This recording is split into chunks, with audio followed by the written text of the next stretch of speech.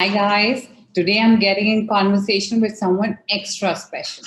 She's someone I draw a lot of inspiration from, Nidhika Bahl.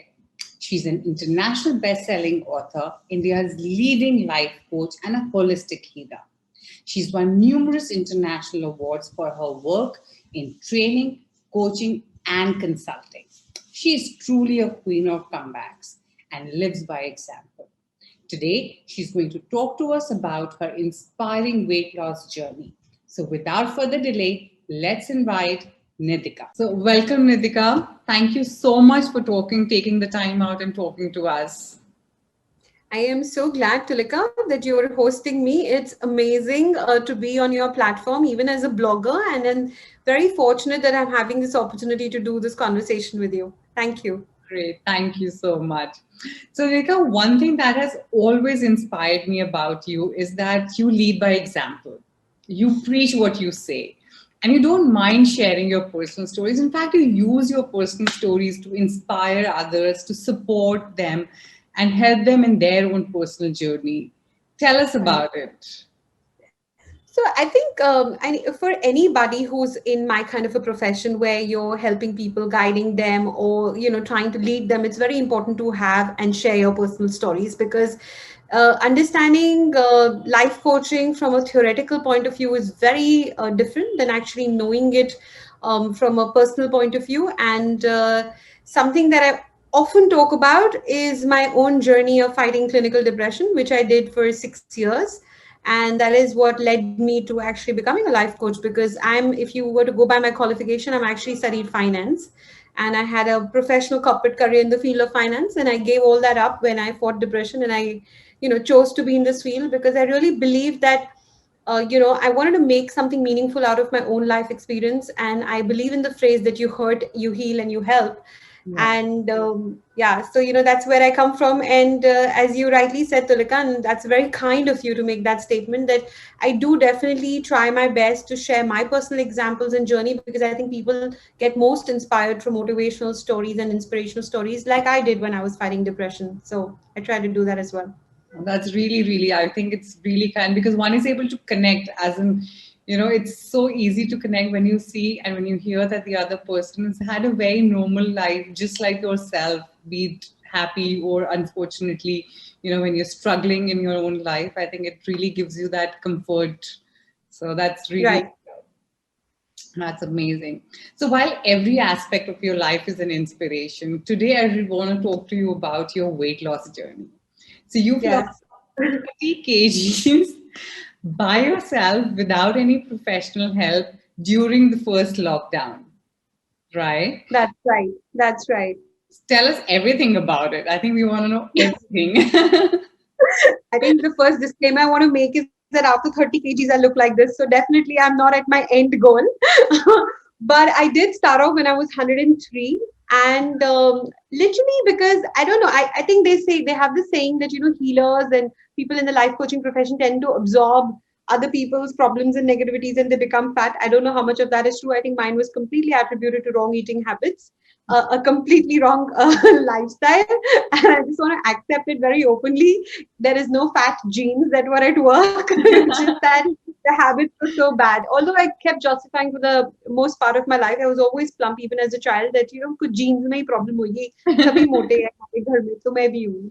But I think what happened in the lockdown specifically is that suddenly there was a lot of available time, and I live alone, Tulika. So it could have gone down the path of being completely lonely and by myself, and I didn't want to go down that path because I know what it's like.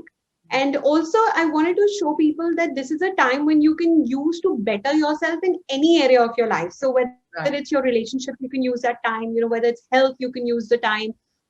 Whether it's building relationship with your spouse, your children, again, your parents, a great time. If you want to learn and grow, again, a very good time for that. And for me, I think health was the most neglected area of my life. If I was to look at the wheel of my life, everything else was fairly balanced except for this aspect. And I thought that this was the year to fix this. And I think we all know how what it takes to be fit. We all know what it takes to be healthy, and yet 80% of the population is unhealthy. So a lot can be said about that. We all know how to be rich, but how many of us are? It's one of those things. And I think I have been on multiple yo-yo diets all my life, going up and down, and in fact, it's hilarious. I actually have 5 wardrobes in my house, each one with a different size clothing, so small, medium, large, extra large, double XL. Those are my ranges. I have, gone from my 70s to 100s many times. And I thought it was cool, sometimes I'll wear from my large wardrobe and sometimes medium, and I'll rediscover my own clothes and feel so proud about them. And it was a way of life for me. But last year I said, enough is enough, dude. You're 40 plus. You got to do this once and for all. You cannot keep doing this, again and again. And I didn't want to take anybody's help, because I know that when I take nutritionist help, and help from trainers, then you're dependent on them. And then at some point when you're not able to go to them, you don't know what to do with yourself. You don't know how to plan your own diet. So I decided I want to study about this. And I started doing a lot of informal course, to understand what is it that needs to be done. And what I understood is about weight loss is that the main thing you're tracking is a calorie deficit.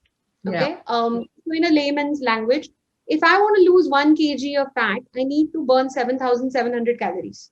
Okay. To burn 1 kg of fat. Yeah. Not every day. I mean, like in total, 7,700 calories if I want to get rid of 1 kg of fat. So it depends. Like if I want to lose a kg every day, then maybe every day. But so let's say somebody had a goal, which is the goal I work with, to lose 3 kilos every month. Okay. And that's why 11 months and 30 kilos. And, that was the metric in my head. And that means every day I needed to do a deficit of 700 calories. Okay, that was the principle I understood. Of course, within the calories I was eating, I had to choose more healthier options. It's not like you're creating a deficit on one end and then you're creating blood vessels and heart of ice cream and chocolates and kurkure. That does not work. So obviously the choice has to be healthy. But at the same time, understanding how to do the deficit. Now, again, so how do you start with something like that? You got to know what is your basal metabolic rate. Okay, so there are 2 kinds of metrics. I won't confuse people. There is BMR, which is your, the amount of calories your body needs to burn to function on its own. Some people even call it resting metabolic rate. So that is one metric. The other is TDEE, which is basically total daily energy expenditure, which basically accounts for the activity you do. But let's assume lockdown mein everybody's sedentary, and obviously, we're not doing any activity. Although they say use a multiplier of 1.1 on your BMR to get your TDE, but I don't follow that, because I think that much multiplier goof up we do when we're counting calories anyway. So that can be taken care of there. So basic principle is your BMR is a metric by which you should eat. Okay. Right. Now, if I want to create a deficit of 700 calories, ideal way to do it is to add workout, which is going to burn 700 calories every day. Okay. But let's face it, it's hard to do that. Okay. And especially in lockdown, there was no gyms, there's no weight training. Of course, you can do basic strength training if you have dumbbells in the house, but still there is a limitation to that. True. Okay. So I thought, let me try to do 400 to 500 calorie deficit, by walking. Now I have a 1,000 square foot house, and that's a big house as per Bombay standards. So one from the main door to to the window of the drawing room, it's 13 steps. So you can imagine how many rounds would that be to make it 10,000 steps. And I would do anything between 10 to 15,000 steps every day. Inside your house. Inside my house, because we were not even allowed to go down in the building at that time. Okay. So just walking in the house, listening to podcasts, listening to CDs, multitasking, talking to people on the phone, and, just using the anyway time to walk. So anytime I'm on a phone, I'm walking, and I would do that. So 500 calories there. And then I started using 1 meal replacement to create a deficit in one of my meals. So something very simple, easy to do, not at all complex. And I was eating everything. Okay. So again, so when initially there was no food available from outside, so we were cooking. Eventually food restaurants opened. So I was even ordering in because I'm just too lazy to cook for myself. So I was ordering in. So there was food from outside. I'm a huge fan of desserts. I love ice creams. I was eating ice creams twice a week. So it's not that I gave up on my favorite foods, but because of this principle of creating a deficit every day, I still lost the weight. Yeah, but I did ensure that in the remaining time, whatever I was eating, at least 90% of it was healthy. So what do I mean by healthy?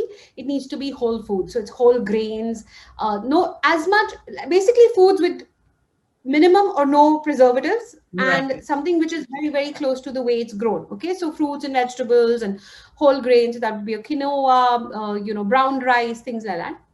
I eat a lot of non-veg now. That's very debatable, whether that's whole food or not. But as long as you know that your chicken is not organically, sorry, he's not being infused hormones, Right. and it's organically raised, then I think that is fair enough. It's farm bred. It's really good. So yeah, so that's what I did. These two simple things, and I just measured every day that do I do a calorie deficit? Okay, tick mark, and that's all I did, and I was able to get rid of the weight. And the beauty is, usually when you shed 30 kilos, your face, everything starts to drop. You start looking like, Yeah. you're famished. Why? Because most people lose water and muscle. But Yeah. because I was very high on protein, I was also having my protein supplement. I was having my meal replacement, which is a very balanced meal replacement, which works on your body composition while it's giving you all the nutrients you should have in a particular meal. We call it Body Key. That's the name of the supplement that I was on. And that's it. And voila, I was able to shed the 30 kilos. That is absolutely amazing. I mean, no gym, no nutrition, and you were having everything. Like you were even having ice cream. That's just amazing. That's And insane, actually. it is, it is, it is. And you rightly said, that with all these various diets right now, one keeps jumping in and out of the various sizes. And, that's what I've heard a lot of people say, that I can lose weight, but it all comes back. The moment you go back to your regular life or your regular meal pattern, it just comes back. So, how have you been able to maintain it ever since? Right. So, so the two reasons why it comes back mainly is A, because what you've lost is not fat, but you've lost water and muscle. Right. Right. So, obviously, when you, especially like, for example, I remember I was used to do this one diet called GM diet. Apparently, it Yeah. was prescribed for General Motors employees, and that's what I had read somewhere. That I don't know how much of it is true. So there's a disclaimer right there. If it's not true, please do not sue me. That's what I was told, and I believed it. I never checked it. That it was a diet where you eat a lot of fruits and vegetables, and you have a lot of water, and you do chicken maybe once a week, and the rest Right. of it is mainly one day fruits, one day vegetables, one day milk and bananas, like that.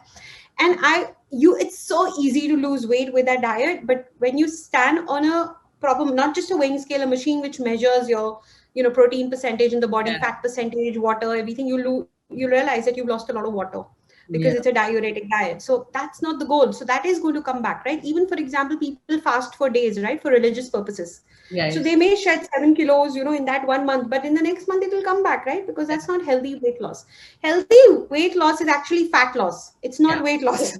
You got to It's get rid of basically your. the fat that needs to go. Yes. So you're working on your fat percentage. That is what you're tracking, your inch loss and your fat percentage. That's the real way to measure whether or not, because a lot of people may be thin to look at, but they may still be obese because their fat percentage is so high. So Right. you may be a 60 kilo person, but if your fat percentage is 50%, you're still obese. Yeah. Compared to a person who's 70 kilos and whose fat percentage is 25%, they're not obese actually. So True. it's how we think about weight. So that's number one. Number two is, if you're putting too many restrictions, like you're dependent on, let's say, gym. Okay, now you have to go, you have to come, like you have to have that much time. Most women, like, yours is a women's platform, so I'll say this: women hardly get any time for themselves. What I'm doing is I'm walking when I'm multitasking. So if I'm talking to somebody, we all talk on the phone, whether True. it's work call, it's personal call, so we can keep walking. So it's not something you're doing extra. You're not having to carve out extra time for your workout. So it's on the go, you're still doing it, you're increasing your need, so to say, right? So steps is a great way to track that. And second, I never removed my favorite foods, I only managed them. That, the idea was not that, hog on one day and starve on the other day. No, it was every day balance it. No, have Right. 90% healthy food, and 10% of whatever you like. And 10% is good amount of calorie. I mean, you could have a donut every day, literally, in 10% calories of your BMR. Yeah. Yeah. That's really amazing. That's nice. So, did you have cheat days? Okay, so that's a very good question, Tulika. But I would say that, because there is balance on a day-to-day basis, there's no need for cheat days, because you're not starving yourself, and therefore you're not craving anything. Okay, Right. that's number one. Right. Yeah. Having said that, there are days when one does go out or one does want to order in a little more oily food. So I would say cheat days, nahi, but cheat meals. Right. Because I think one of the mistakes I've made in the past as well, and most people make, is we tend to eat, we eat, let's say, a fatty samosa or something which is fried. And then we're like, now that I've eaten it, I think I might as well eat a burger also today, Now that I've eaten Yeah. it, let me have some French fries too, And now the diet is anyways broken, dude. Let me just have a dessert and I'll start from tomorrow, So that way, you're putting your body under so much trauma because next day it's craving all of these things. And now you have to go through that mental toughness to break through that craving. But if you do a cheat meal and the next meal you have your salad and you correct it, your body doesn't go into any craving, starvation mode, so to say. So that works. Yeah. I think that's very well said, that you should have a cheat meal and not a cheat day. I think that's one mistake we all make, including myself, obviously. Guilty as charged always, trust me. Perfect. So tell me, if you had to do it all over again, like, not hoping you need to, but if you had to, will there be anything that you would change? So again, a fantastic question. I think the only thing I would change is I would never get to the weight of 103 kilos to begin with.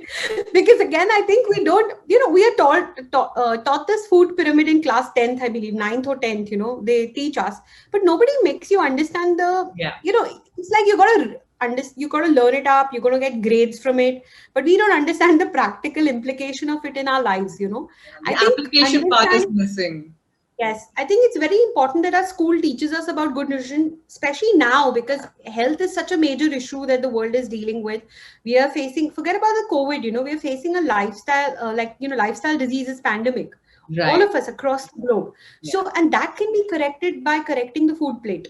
Yeah. Right. But most people don't understand the importance of the food plate, and while parents think it's good for a child to eat broccoli, they themselves don't want to eat the broccoli, So it's always lead by example because we've not been taught, right? So we've not been taught how to make healthy food fun, so to say. And especially if you're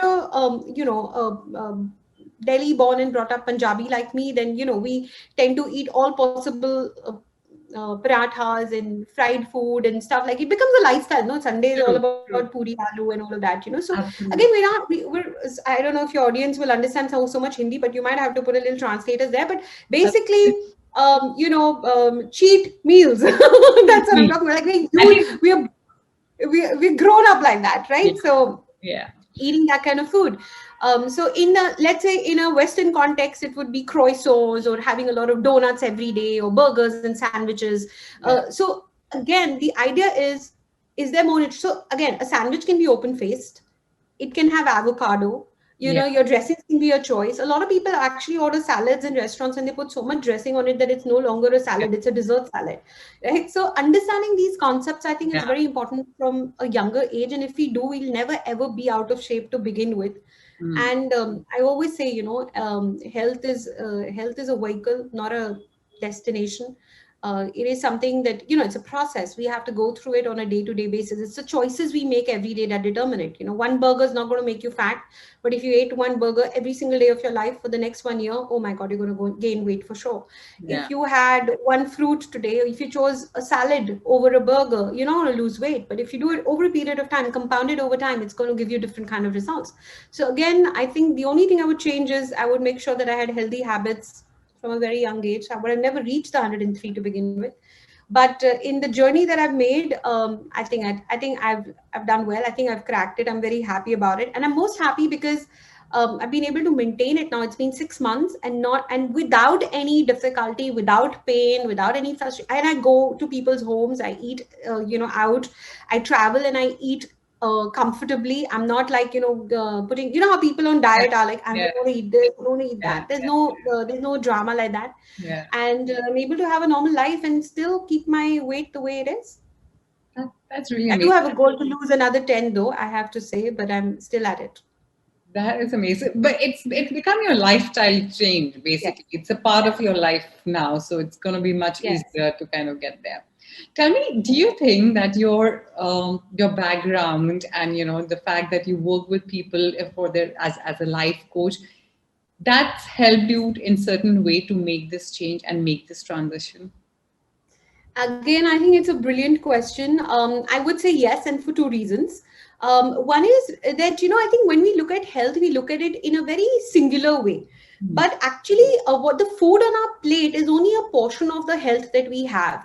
So there's another concept of primary foods in your life. So that would be the whole wheel of life. But to Right. sum it up, I would say relationships, your career, the amount of physical activity that you do, and the spiritual life you have, all of that contributes to how you feel about yourself, and therefore it also impacts your health.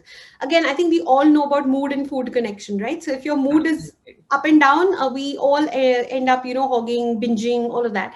So that makes an impact. And knowing that the wheel of life has a contribution, it was very important for me to understand what are my emotional triggers for eating wrong foods. And I started keeping a food journal for myself, where I started recording that the days when I eat a certain kind of food which I would not consider healthy, what was happening in my life on that day that triggered me to do it. So that, Wow. I think that learning came from being a life coach, so to say, that I knew that it's nice to keep this. We make people do it for their emotional triggers, but not in the context of food. But I thought that was something I could use. And the second most important thing that happened for me was understanding that every person is different, so no diet fits all. So there's a whole lot of bio individuality. Like, for example, for somebody a dairy diet may be very good, but I'm lactose intolerant. I Uh, cannot be on a dairy diet. So when we're choosing foods also, we have to be very careful what works, what doesn't work. And another crazy thing that is the identity we have. So each of us, I think, especially fat or thin, we all have identities of who we are. So for the longest time, I believed I'm a fat child, and therefore I'm a fat teen, and therefore I'm a fat adult. And it's very normal. It's my identity. Now, when I'm thinking in terms of I'm a fat person, what does a fat person do? Eat unhealthy, isn't it? It's closer to my yeah. identity. Yeah, I am not somebody who's going to be bothered about going to the gym or working out. I mean, who? No, that's not who I am. But if you think of a person who has an identity who's thin, okay, or let's say a model or an actor, how do they think about food and lifestyle and their health habits? They're very, no matter if it's raining or, if there's a lockdown, they will find a way to work out. Right. Correct? They Right. will always choose healthy options from the menu. They're That's how they inspired. keep it. Yeah, Yeah. yeah, because that's their identity. So one thing that I did was I started asking myself, okay, Miss Bell, you got to change your identity. What is it that you're going to be now? Are you going to be this fat person, or you going to be this fit person? So anytime I would sit in front of, deciding options for my food or open the fridge, I would ask myself, okay, what would Nidhika choose? And then what would the fit Nidhika choose? And there Right. were always different options. So initially it started off as a very conscious practice. The Nidhika with a healthy identity, what would she do today? Would she walk or she wouldn't walk? And Mhm. again, I say 99% commitment is more dangerous, Yeah. because you waste a lot of energy. You need willpower because you're wasting a lot of energy deciding, should I do it or should I not do it? Right. 100% commitment is what it takes. When you're 100% committed, you're going to do it no matter what, right? So this change of identity helped me stay consistent. And of course, if you stay consistent and you do the right things, you're going to get the results sooner or later. So yeah, that helped. Amazing. It's really, really amazing. It really almost, binds into my next question that, you have a certain identity, and each one of us just, we kind of imagine ourselves like that. And do you think families, our friends and our family have a role to play in that? Oh, 100% they do. I think from the time a child is conceived, so which is minus 9 months, okay, the conception date of in the mother's womb, to about 8 years, a child only has a subconscious brain. There is no conscious brain. It's still being developed. So Yeah. what happens? Imagine it's like an open vessel. Okay, anybody can plant anything in it, and the child will absorb it like a sponge. So when the parent says something, an auntie says something, your uncle and aunt say something, or teacher says something, or a student or a cousin or a brother or a sibling says something, we absorb it. So somebody says you're fat, okay, great. You're thin, you're smart, you're creative, you're going to be a doctor, you're going to be an engineer. We start absorbing these things about ourselves. You're pretty, you're fair, you're black, you're dark, you have beautiful eyes, or you have fat lips. We absorb everything. And that becomes a part of our identity. And most of it is not even our own. It's just planted by others, but we believed it to be the truth of our life, and that it's working in our subconscious mind and directing us to take actions which we are not even aware of. So yes, change of identity, has to be a conscious process. And the beauty is you can change it. You can change your values, you can change your identity, you can change the rules of life that you have, and you can change your life as a result. So, what role did your family play in this journey of, the last 1 year that you were going through this process? Because it has an impact on everyone, like, the person you're living with, people who are associated with you. Like you said that, sometimes you're going out, you make certain conscious choice that no, I'm not going to have a drink today, or you know what, I'm going to skip so and so and have something else. So, how did you deal with all of that? Because sometimes that becomes a step back for a person, say that, it's just too much hassle. Let me just leave it and be what I am. Yes. That's a great question, Tulika. Great question. Again, I think what you're really saying is mindset and association matters. Because when you're on a journey, you want to associate with people. See, it's like this. If you put a fat person amongst thin people, he or she'll get inspired to shed the weight. If you put a thin person amongst people who are only discussing samosas and gulab jamuns, or desserts and pizzas and burgers, they'll get inspired to do the same. We all want to belong to our peer group. That need to belong is so strong that we tend to copy and imitate. Fortunately for me, I don't know if it's fortunate, but at least in this context, it was. I live alone. So there is nobody, like I'm divorced and I live alone, and there is nobody here to tell me what to do, what not to do. So I have to choose my own meals, which can be an easy thing to do, which can be a very difficult thing to do as well. But having said that, I have had some very amazing supportive friends, and and my mom's been amazingly supportive in everything I do, and always encouraging that, okay, great, so you have a health goal, okay, go for it. I think so it's very important. And my brother is a fitness freak himself. Like, he's very particular about what he eats and all, and he, all his life, and he always says, you lose weight. He's a director, so he would always say, you lose weight, I'll make you an actress. I never thought that was a great incentive, but it was nice to, it was nice to hear from him that, he would always encourage in his own funny ways that I'll give you a role, if you do it, and so on and so forth. But again, having said that, like, I think for every person, the people you hang around with is very important. Now, of course, you cannot wish away your family. So if they're not supportive in any goal, whether it's weight loss or any life goal that you have, you must find a group of people who are supportive and get attached to them. Right. So it's like, masterminding with the right set of people. And as Jim Rohn always says, that you're the average of the 5 people you hang around with most. So if the kind of people you want to hang around with, you don't have access to, you still have access to them through books. You still have access to them through YouTube videos and podcasts. So you can always, or inspiring blogs like we have on Tulika's platform. So you can always, get this material in your system and get inspired and follow your own journey.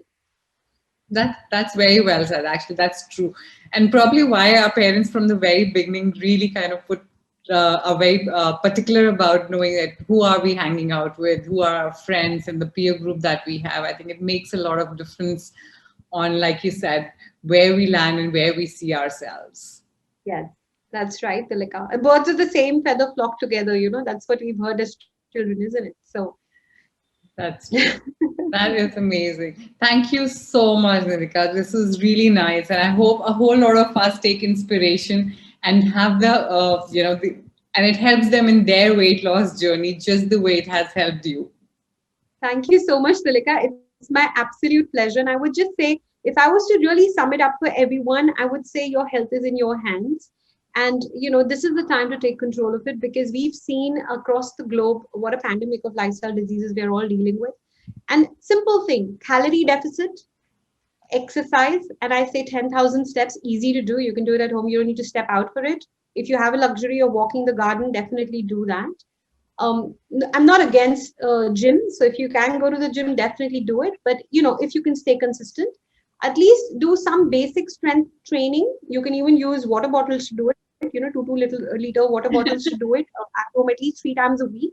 Have protein. I think protein is a major contributor to high fat, low muscle in the body. So have protein at least 1 gram per kilogram of your body weight every day.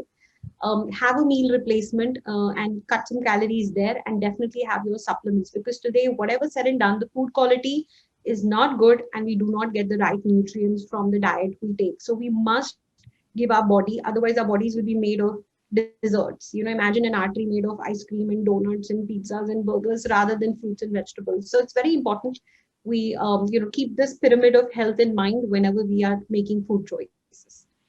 So thank you, Tulika, for having me. It's Thank a you. pleasure talking to you. And you look Likewise. wonderful. I have to say it, you're a beautiful looking girl. Thank you so much. That's really kind of you. Thank you so very much. And all the best for your platform. I think it's a fantastic platform for women to come and share their views and help each other and support each other. So all the best. Thank you. Really appreciate it.